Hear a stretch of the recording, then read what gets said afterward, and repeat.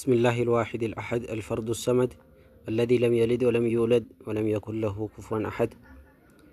برنوتك إن قبي كل ألما قبي أفان رومو ترى أدتان قبي سديتي أفان رومو كيس جران جنة قبي أفري أفان رومو كيس سجران وأفان رومو رأد جنة ورّي أشرّا في أمو أكم أفان رومو تتورق أرامو جنة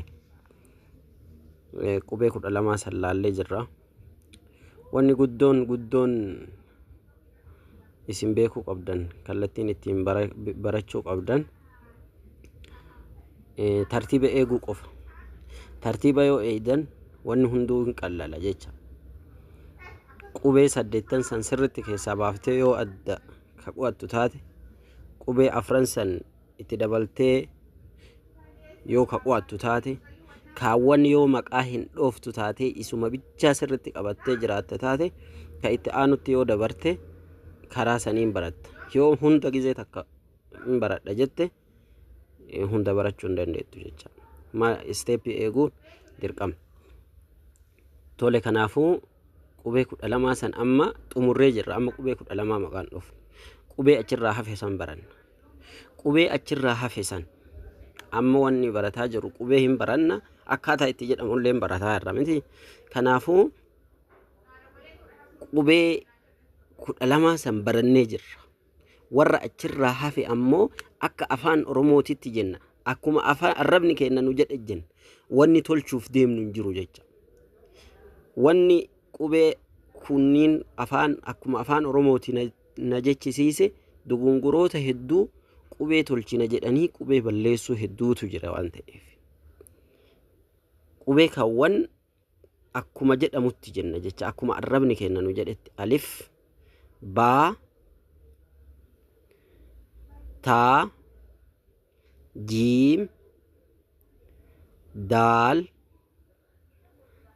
zaa siin shiin faa kaaf laam miim nuun waaw haa jenna jechuu akkuma afaan nu jedhetti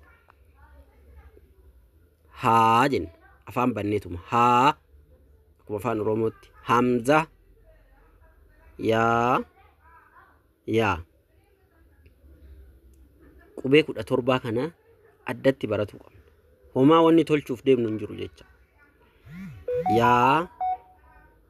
Yaa hamza haa waaw nuun miim laam kaaf faa shiin siin zaa daal jiim taa aspira dogongora taa baa alif.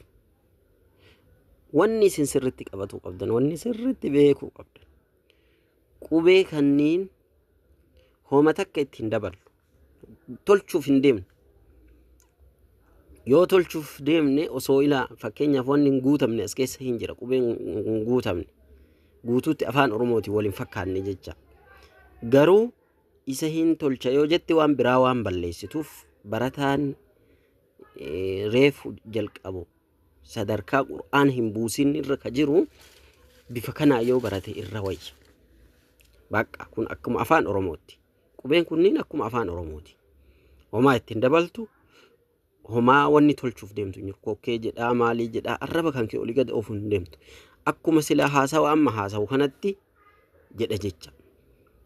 Qubee kanneen. Fakkeenyaaf haa jedha afaanuma banee haa akkan dogongorre qubee irratti dogongoramu baay'ee yeroo baay'ee jecha. Kaaf jiim sirriitti bifa saniin qabattan. Alif baa taa jiim daal زا سين شين ثاء كاف لام ميم نون واو ها همزة يا